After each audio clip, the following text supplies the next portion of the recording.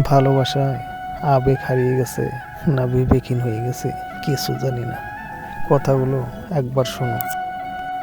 কিরে পাগল, আমাকে তুই খুব ভালোবাসিস তাই না?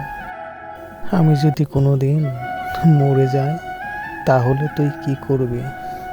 আমি উপরওয়ালার কাছে বলবো যেন আমার জীবনটা নিয়ে তোকে রেখে দেয়।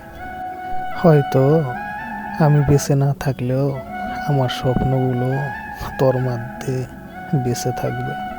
আমি উপরওয়ালার কাছে বলেছিলাম যে 1000টা মানুষ আমার প্রয়োজন নেই, 1000-এর মধ্যে একটা প্রয়োজন, সেটা হলো তুই।